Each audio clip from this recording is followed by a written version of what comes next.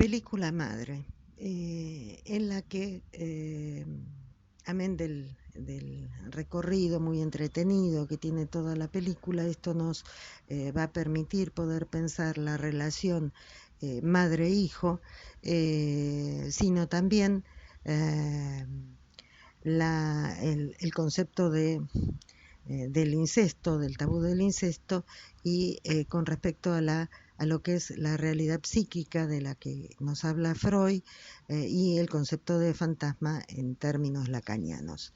Eh, con respecto al tabú del incesto, es justamente lo que no se pone en juego a lo largo de toda esta historia, porque justamente es una madre que no tiene el límite con respecto al hijo, con respecto al tabú del incesto, porque justamente ellos tienen relaciones sexuales. La madre se acuesta con el hijo.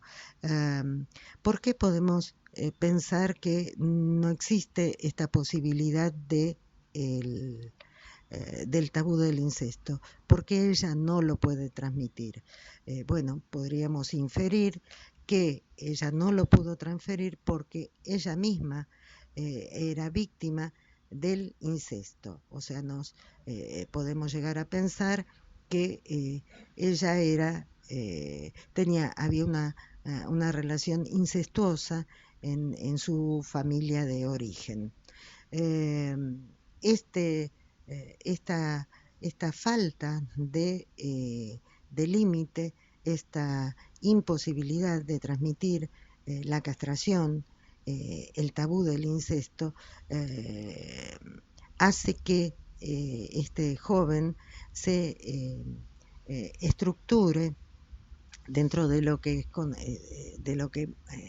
conocemos como la debilidad mental, el retraso mental, lo que Lacan llama el tonto del pueblo.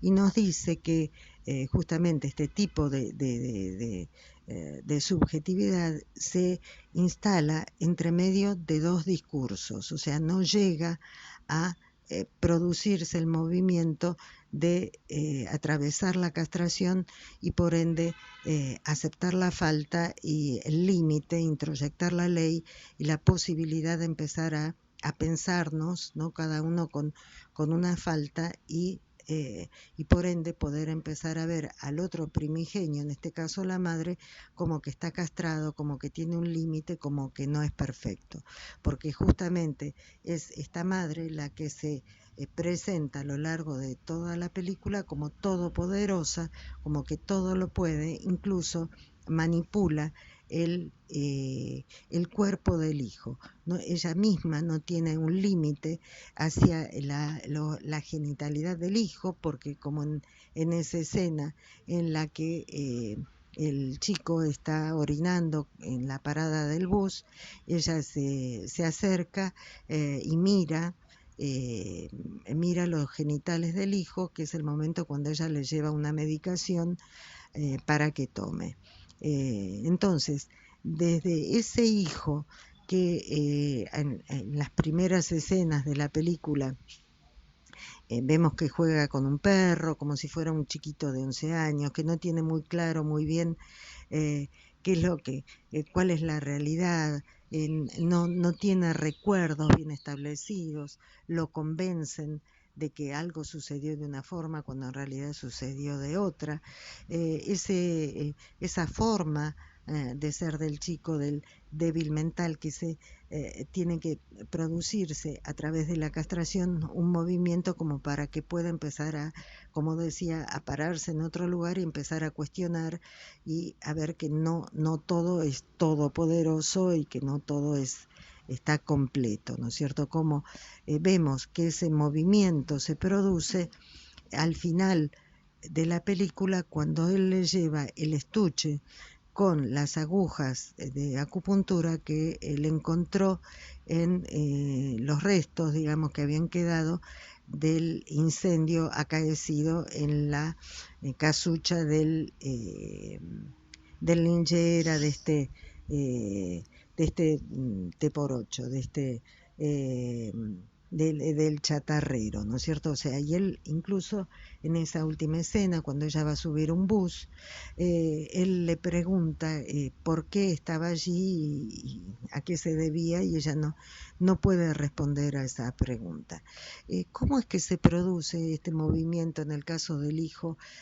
Bueno, decía que Lacan nos muestra que el débil mental queda colgado, flotando entre dos discursos, que es diferente del, por ejemplo, del síndrome de Down, que es el último personaje que aparece, al que le cargan toda la culpa por la muerte de la joven, que es un chico que tiene que es mongólico, digamos, que no tiene posibilidad, ¿no es cierto? Entonces es diferente, porque allí tenemos toda una cuestión biológica que no permite la estructuración, digamos, subjetiva, el atravesamiento de la castración, como podría ser en este ejemplo.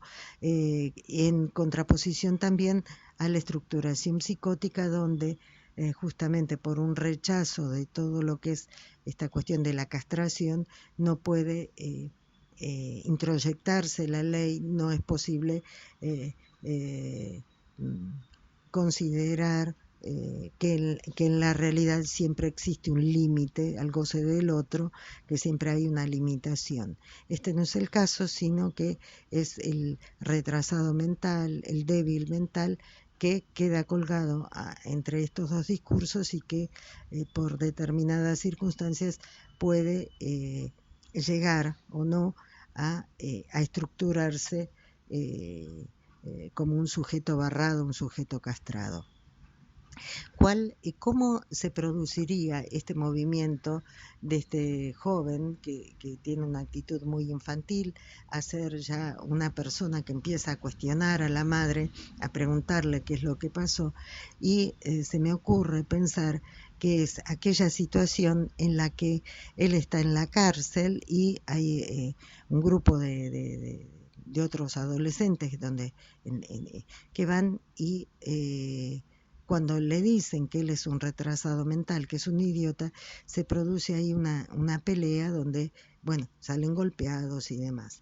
Esto me lleva al artículo de Freud, Pegan a un niño, donde él relata 3 escenas y nos dice que la primera puede llegar a ser consciente, lo mismo que la tercera, que es esta cuando un grupo de jóvenes le pegan a un niño, y la del medio es la segunda idea, escena, es esa que es inconsciente y que debe ser construida en análisis. La construcción en psicoanálisis es un recurso que nos brinda Freud justamente en el artículo Construcciones en Análisis, y nos cuenta que con retazos de la realidad podemos llegar a construir esta segunda escena, que no es ni más ni menos la del momento del atravesamiento de la castración, cuando un padre separa, hace el corte, la separación del niño de la madre. Ese corte, esa separación, se figura, se establece a través de los golpes que el padre pueda pegar.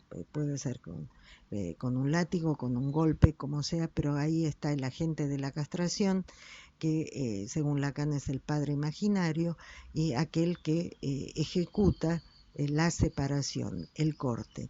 Entonces, esta escena, ¿no?, donde él está en la cárcel y es golpeado por los otros compañeros de la cárcel, sería esa tercera escena que automáticamente nos remite a aquella situación en la que la madre indujo a matar al hijo dándole un veneno. De acuerdo a la versión de la madre, ella cuenta en un determinado momento que los querían matar a él y a ella, y que entonces ella, por ende, decidió matarlo, dándole un veneno, y que después ella iba a tomar el veneno, pero como el veneno había sido muy suave, por así decir, simplemente estuvieron descompuestos unos días y no se realizó, no lo llegó a matar al hijo. Pero esta situación en la que ella quiere deshacerse del hijo, el chico este lo recuerda y recuerda que a través de una ventanita había una persona mayor que tenía pelo blanco y que estaba mirando la escena. Esta descripción que hace el joven con respecto a cuando tenía los 5 años son las marcas que él tiene, que es su realidad psíquica. Él se la describe a la madre en ese momento, y la madre, lo que ella se figura es otra escena, es la escena en la que es matada la joven, bueno, la jovencita esta Anju o algo así, y que el joven, el hijo, le dice que había una persona mayor mirando por una ventanita. Entonces ella supone que en realidad esa persona mayor era uno de los tantos amantes que había tenido esta chiquita, y el único hombre mayor que aparece en las fotos que esta joven tenía en el celular es la de este Linguera. Y entonces ella, su forma de pararse frente a la realidad, vemos como que no hay una coincidencia entre la escena que este chico describe y la que ella imagina, ¿no? Entonces es por eso que ella va a ver, ¿no? A ver a este hombre y termina matándolo. ¿Qué más decir de este hijo? Todo su movimiento, su realidad psíquica, y él en ese momento estaba en ese, digamos, haciendo exactamente lo que la madre le decía. La madre, él no hay ningún tipo de cuestionamiento, la madre es todopoderosa, es lo máximo, y la consigna era que cuando lo insultaban él tenía que pegar. Entonces, cuando es de esta forma que él se defiende, digamos, de esta situación. ¿Por qué podemos nosotros llegar a inferir que había incesto? O sea, y que es obvio, ¿no? Porque ella se acostaba con el hijo, como decíamos antes, no tenía inconveniente no había ningún tipo de límite de observar los genitales del hijo, se acostaba con él. Podemos nosotros llegar a inferir que ella no puede transmitir la ley, el límite, porque justamente ella habría sido vivido en una familia donde no existía el tabú del incesto, y podemos llegar a inferir, a suponer que ella era abusada por su propio padre y que probablemente este hijo que tiene es fruto de esas violaciones que era sometida por su propio padre, y que probablemente este hombre que iba a venir a matarlos a los dos cuando el chiquito tenía 5 años, en realidad era su propio padre, ¿no es cierto? O sea que era el que abusaba de ella. Que cuando ella se encuentra frente a este Linguera, a este chatarrero, y ella lo mata con una herramienta muy fuerte, una llave, una cosa así, golpea y golpea y no puede parar sino hasta que la sangre le salpica en el ojo, ¿no? Le salpica en el ojo, bueno, ya sería muy volado decir que justamente cuando hay algo que produce algo del orden de la ceguera, ¿sí? Es lo que en psicoanálisis eh, tenemos que es una simbolización, una simbología de la castración. Así nos cuenta Freud que Edipo se arranca los ojos cuando él ve la verdad que se había acostado con su propia madre. Pero bueno, esto es muy aventurado por ahí decirlo, pero ella golpea y golpea y golpea en una situación muy violenta, sin tener ningún tipo de límite ni de control, lo mata a golpes, ¿no? A este hombre, y entonces nosotros podemos pensar a quién estaba matando, ¿no? Podríamos llegar a deducir que estaba matando a ese padre, ¿no? A ese que violaba de ella, y entonces ella eh, lo termina matando. Esto nos trae, cuando ella sale, ¿no? E incendia esa casa del chatarrero y lo mató, y que digamos en su realidad psíquica en realidad había matado al padre, hace que ella, cruzando, creo que es un trigal, si no es un trigal es una rosal, digamos una parte como una pradera, así como muy verde, que al comienzo de la película se la ve con la misma ropa que ella tuvo cuando mató a este Lingera, y ella empieza a bailar, ¿no? Ella estaba así como feliz, digamos. Entonces podríamos tal vez llegar a inferir que ella bailaba porque se había sacado de encima a ese padre que la acosaba, y que hasta cuando el chiquito tenía 5 años le decía que los iba a venir a matar, ¿no? Entonces hay como una felicidad en ella, que es un baile que también, o sea, es un baile como de no tengo nada, ¿no? En mi cielo es un cielo diáfano, límpido, no hay ninguna nube, no hay nada, ningún tipo de amenaza, que es también cuando termina la película, justamente ella se, eh, se pone las agujas estas de acupuntura en un lugar donde automáticamente le quita de encima todos los recuerdos, y entonces ella empieza a bailar con el grupo de otras mujeres que estaban en ese bus, baila, baila y baila, porque digamos está en un momento en el que no tiene ningún tipo de amenaza, no hay ningún tipo eh, de marca o de representación que pueda traer algún tipo de infelicidad a su vida, ¿no?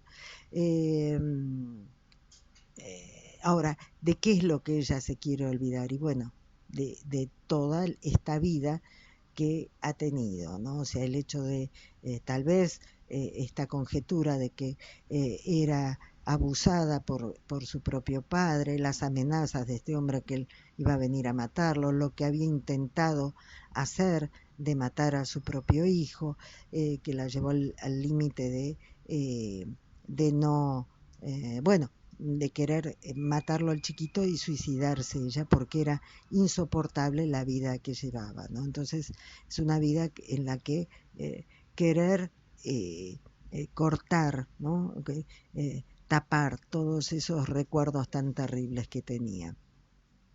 Entonces, es una mujer que eh, a lo largo no tiene límites, ¿no? O sea, como decíamos, no existen límites porque justamente no pudo atravesar la castración ni aceptar, ¿no? Que todo no se puede, y aceptar la falta, ¿no? El límite ese. Es una mujer que no tiene reparos, no tiene límites, eh, arremete con todo con tal de lograr el objetivo que tiene. ¿Y cuál era el objetivo? Salvar a ese hijo, ¿no? O sea, que ese hijo no quedara en la cárcel.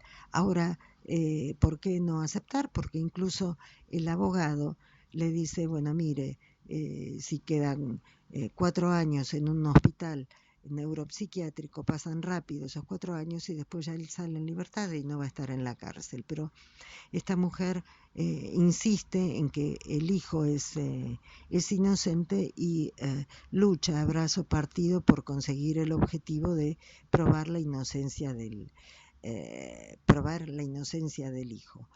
¿Por qué no aceptar lo que la ley o los investigadores, si bien eran bastante fallidos, digamos, no aceptar todo eso, ¿por qué no dejar que la ley, en este caso la policía o los abogados investigaran, hicieran? ¿Por qué no hacer todo eso? ¿Por qué no aceptar todo eso? Porque justamente ella sentía que el hijo era una extensión de su cuerpo.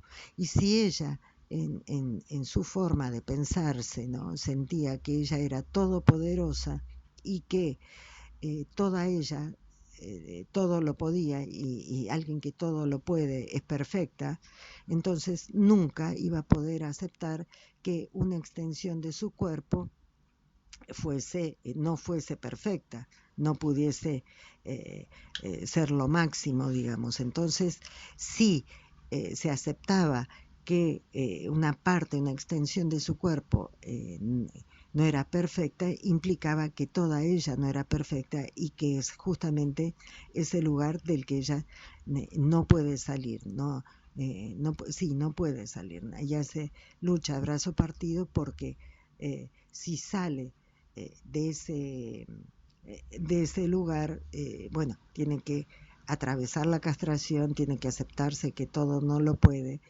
y ese sentirse todopoderosa implicaba que iba a poder eh, derribar aquel que la perseguía, que era este padre eh, que abusaba de ella, y era el tabú del incesto. Eh, Bien, eh, ¿a quién? La pregunta es, ¿a quién mata? Incluso por ahí se dice, ¿no? Incluso lo dice el protagonista. ¿A quién mata este joven? A la chiquita esta. Sí, sí, es obvio que es la jovencita esta, la que está muriendo, pero al igual que la madre, que si bien estaba matando al Lingera, estaba matando a su propio padre. La pregunta es, sí, él estaba matando a esta jovencita, pero en realidad, ¿a quién estaba matando? Bueno, la respuesta que me parece que se desprende de esto, él estaba matando a esta mujer todopoderosa, o sea, su propia madre, ¿no? Esa que podía decidir todo, e incluso arrastra el cadáver de la chica y lo cuelga del balcón, de la terraza del edificio, para que todo el pueblo lo vea, o sea, para que todo el pueblo vea que había un límite, que el límite era de la muerte, que todo no se puede y que no es posible la omnipotencia, ¿no? O sea, esa es la lectura que podemos llegar a pensar. Él, en un momento que está comiendo con su madre, le dice que él había visto sangre y que suponía que él suponía que el asesino, todavía él no se ubicaba en el lugar del asesino, que el asesino la había llevado a ese lugar para que todo el mundo la viera,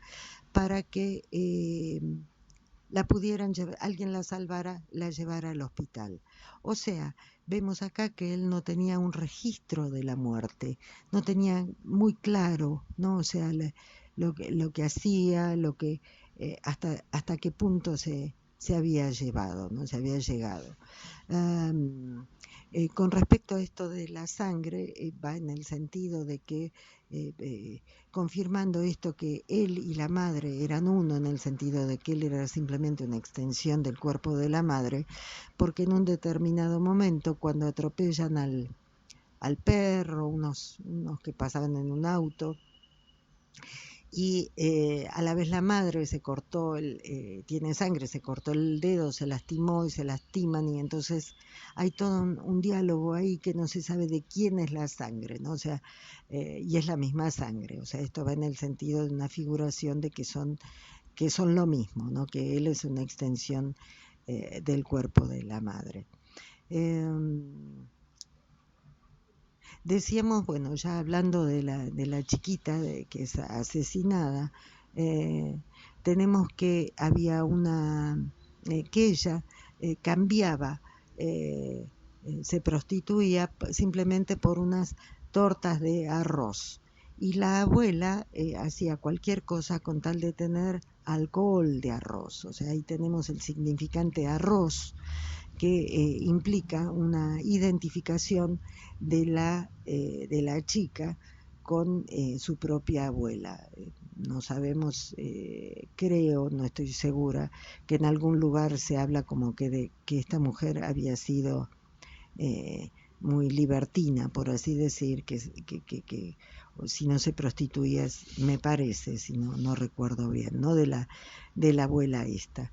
Eh, entonces, esta chica que en realidad lo que quería era,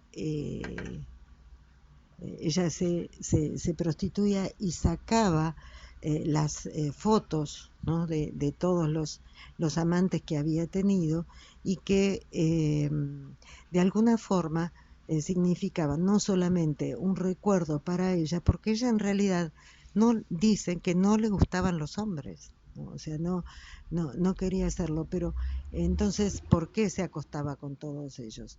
Tal vez para eh, ponerles un límite, porque de esa forma, como ella lo fotografiaba, tenía una forma de castrarlos, ¿no? Otra vez tenemos toda esta problemática de un padre abusador, ¿no? Y que no se lo puede ponerle el límite, y entonces tal vez ella reeditaba en cada, acostándose con cada uno de ellos, esto, ¿no? Todo esto eh, del orden del incesto, eh, de la relación sexual, porque eran relaciones sexuales no permitidas, digamos, ¿no? Entonces ella era una forma se me ocurre, de tener un recurso, un elemento como para poder poner límite a todos esos con los que ella se había acostado. Eh, Ella totalmente identificada a esta abuela, y que teóricamente tenía que ser mujer y poder acostarse con los hombres. Sin embargo, ella no le gustaban los hombres. Cuando el hijo le dice a Anju, a la jovencita, le dice eso, ella le arroja esa piedra gigante, y entonces, ¿qué es con la que él después la mata, ¿no? O sea, ella no soportaba ese cuestionamiento, que le hayan dicho eso. Él me preguntaba cuál era el rol de este personaje, que era el amigo del que de alguna forma lo llevaba, lo protegía, y que ayudó mucho a la madre para, eh, para la investigación, para encontrar, digamos, qué había sucedido en realidad. Y bueno, como se decía el otro día en la emisión de la película, es el lugar de este padre simbólico, este padre que cree en él, que lo protege, que lo acompaña, que le muestra el camino a seguir. O sea, eh, el, la función del atravesamiento, de la castración, es realizada por estos, eh, cuando él está en la cárcel, por el golpe que le da esa segunda escena de la que hablaba de la constitución fantasmática de este joven. Estos muchachos, ¿no? Vienen a funcionar como un padre imaginario, agentes de la castración, y se instaura allí el padre simbólico, que sería este joven que lo ayuda, le marca el camino, de alguna forma lo protege y quiere que pueda salir adelante. Por último, dos cuestiones que tienen que ver con esto de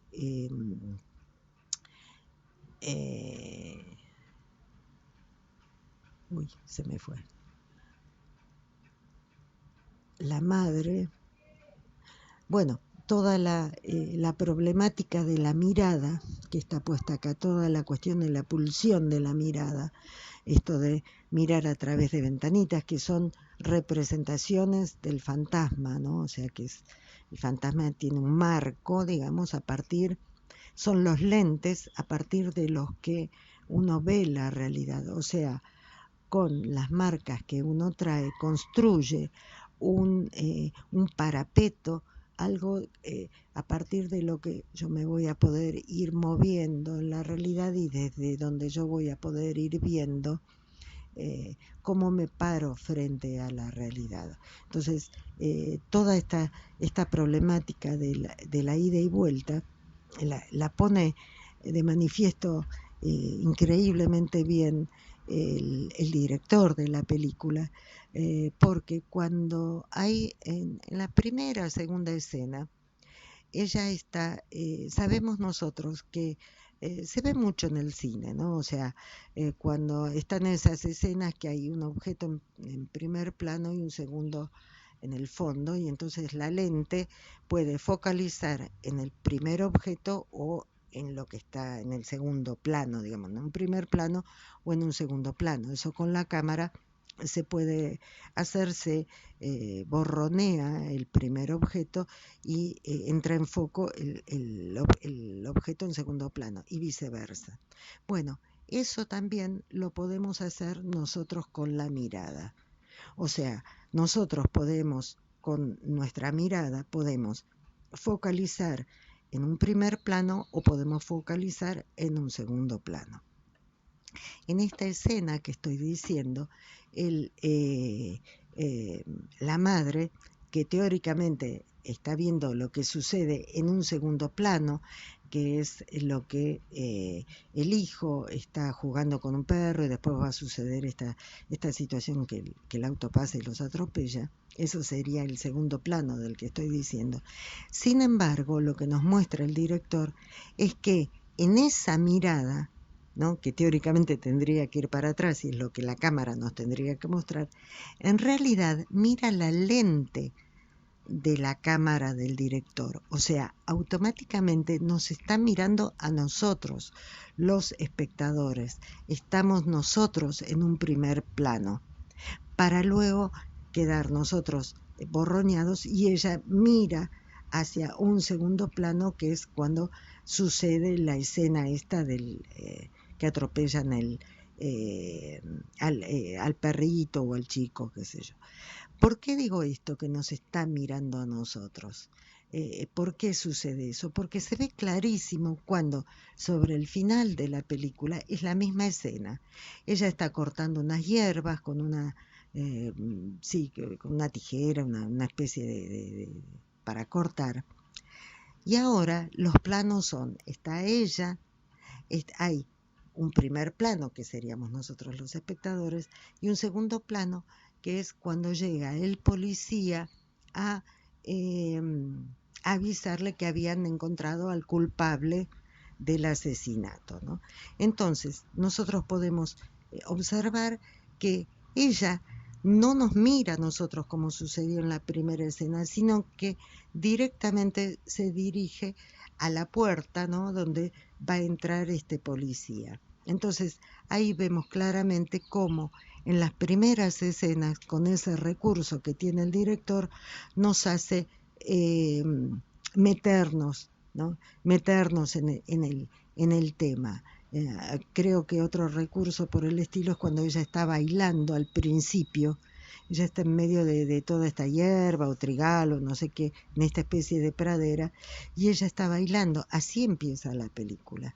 Y entonces eso nos combina, ¿no?, a quién, para quién está bailando, para quién se está mostrando.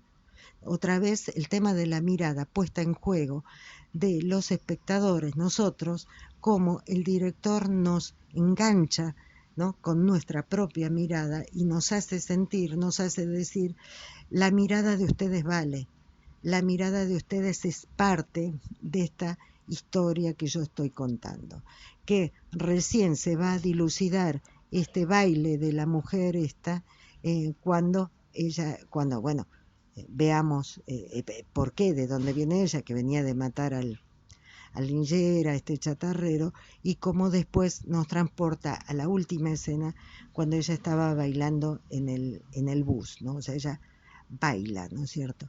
Entonces, todo este pulsar, y cuando digo pulsar me refiero a pulsión, ¿no? Esta pulsión de la mirada que va y que viene, como cuando el chico mira ¿no? Y ve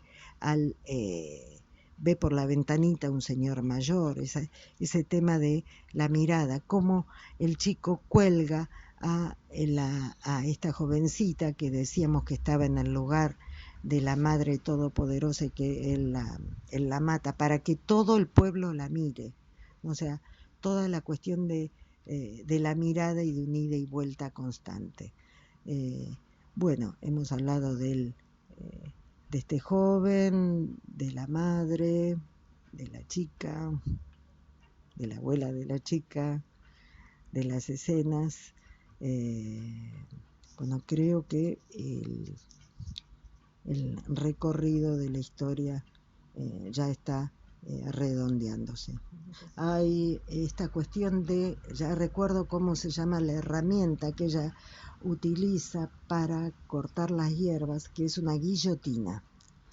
Entonces ella corta, corta y corta, pero corta en las hierbas, produce esos cortes, esas separaciones, pero no puede hacer el corte con el propio hijo, ¿no? O sea, esto que se ve mucho en el trabajo cuando tenemos en terapia chicos, ¿no? Que hay un determinado momento en su estructuración subjetiva que ellos recortan, cortan y tenemos a gente que, bueno, casos en los que uno ha me decía una madre de una chiquita, me cortó la cortina del baño, me agarró las tijeras y cortó el tejido que estaba tejiendo, y cortan y recortan porque bueno, es un momento que se establece de esa forma. Bueno, creo que esto es todo. Muchas gracias.